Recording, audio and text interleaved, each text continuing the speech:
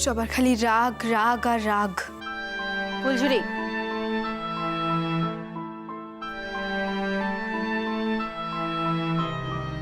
একদম চুপ করো। ভাগ্যিস তোমার মা বাড়িতে নেই, থাকলে না ঠাস করে একটা থাপ্পড় মারতো এই বড়দের মাঝখানে কথা বলার জন্য, বুঝলে?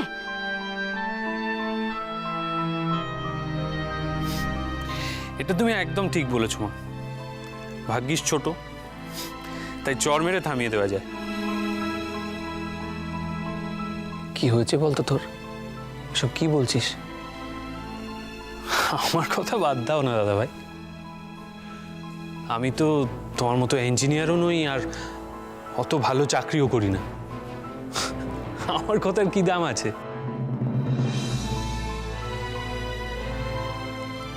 তবে যদি একটুও থাকতো তাহলে বলতাম কারুর দরকার নেই, আমি একা গিয়ে রঞ্জাকে ফিরিয়ে নিয়ে আসছি।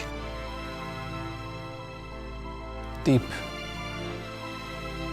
তুমি বোধহয় জানো না যে এই বাড়িতে ওই নামটা আর উচ্চারণ হয় না। এ বাড়িতে তো তুমি একা থাকো না দাদা ভাই,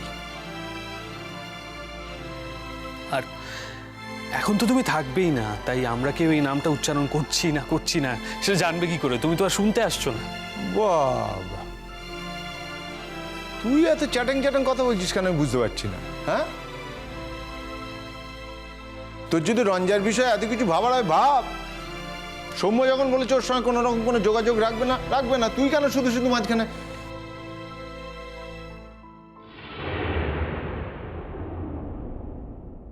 ও মেজ কাকিমা, যাও না একটাবার মাকে ডেকে আনো না গিয়ে।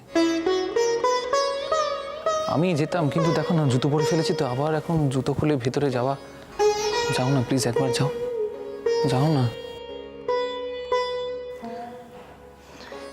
যাচ্ছি রে, কিন্তু জানি না আসবে কিনা, দেখছি চেষ্টা করে।